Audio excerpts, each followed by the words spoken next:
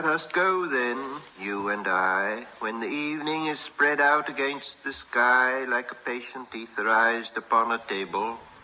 Let us go through certain half-deserted streets, the muttering retreats of restless nights in one-night cheap hotels and sawdust restaurants with oyster shells.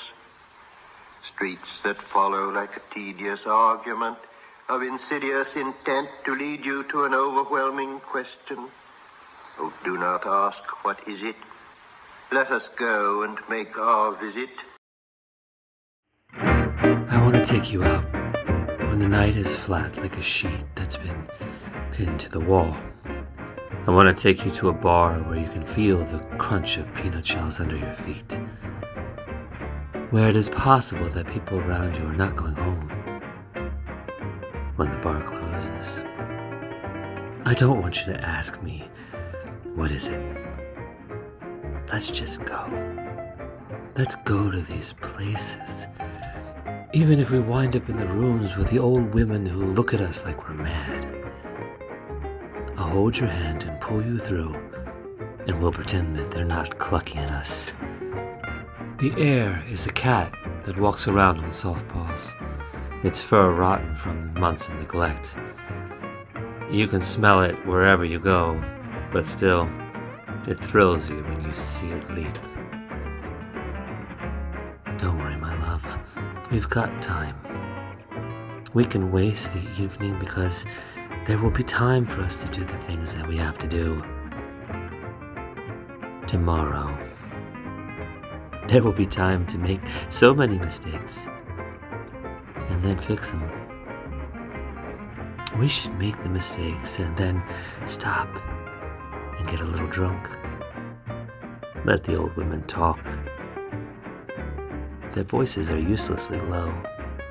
When I walk ahead of you downstairs, you can see that I'm losing my hair. I don't mind. Because when I turn around, you fall into me. And your arms are long. Let's take a chance. I want to put my foot into the street and watch the city quiver. Let's dare to make tonight ours. I had a chance to do this once before and I didn't. I stood still.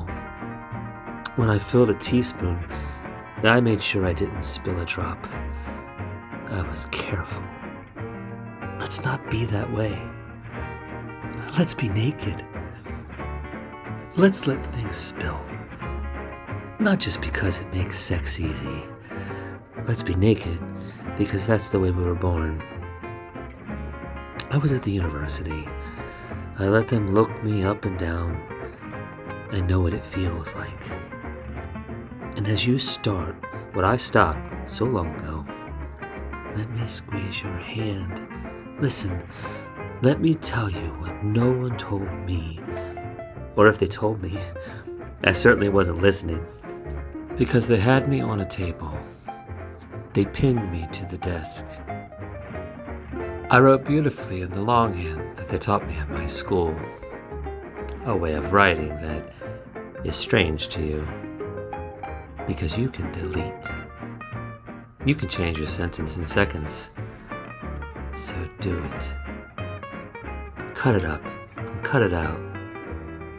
Do something new. Write something else. You don't have to be stuck with the things you said. Kick them in the eye. Don't let them look at you that way. These places where I want to take you. I've been to these places too.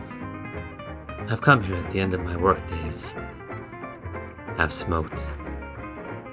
I don't know if I deserve to be anything but the blind crab at the bottom of the ocean. I have a tough time making up my mind, but you know that. You've seen that from me. And so tonight, I'm trying to be anything but the ragged claws scuttling on the sandy bottom of the sea.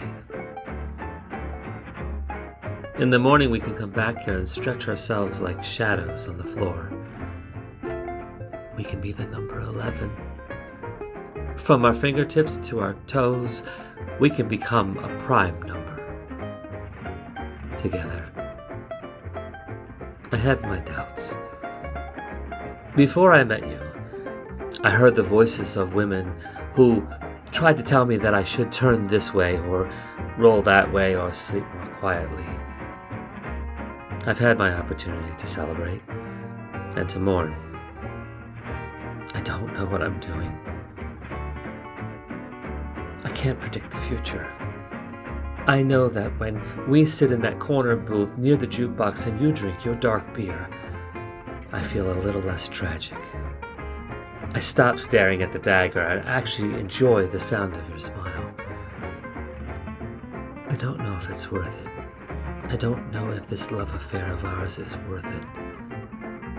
I mean, there are voices. A lot of voices. Some of them pulled knives out of their boots and decided to cut the ropes. I can feel myself floating loose through the universe. Those people who were once harbors to me are storms to me now. They are enemies. Is that all it takes? One voice from the past telling me that I'm a sinner? I won't lie.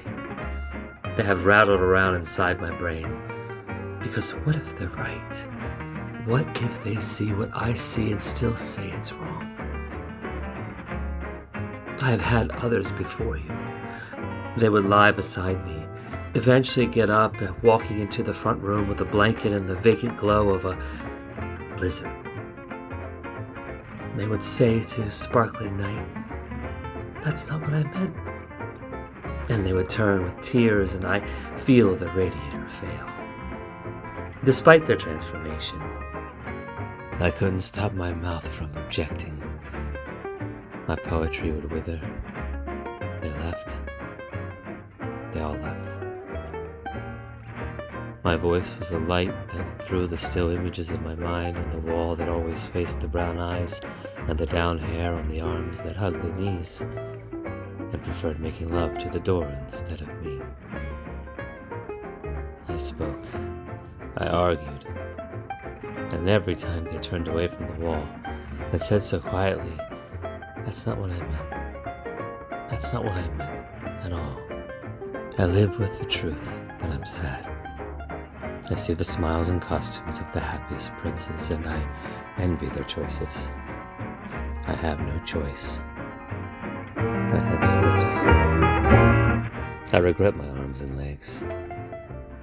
I am a fool. A dropout. I do my job usefully. But you are a candle. We have light because you still burn. My light went out years ago. I struggle in my dark. I am at a loss over my hair.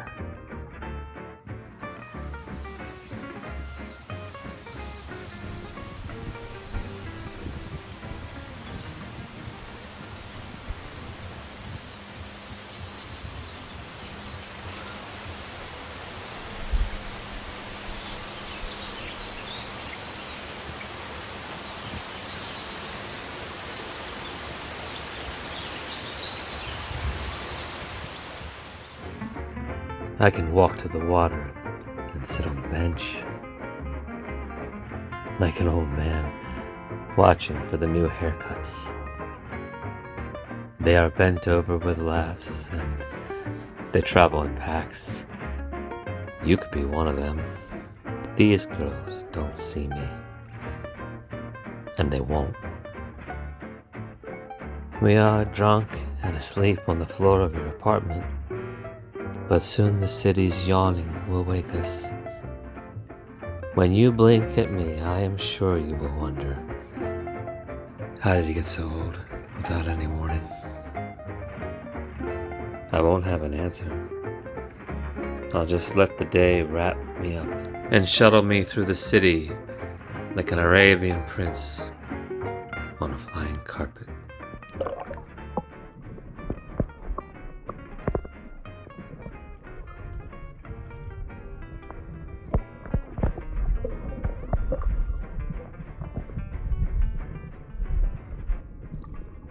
We have lingered in the chambers of the sea, by sea girls wreathed dressed with seaweed red and brown, till human voices wake us and we drown.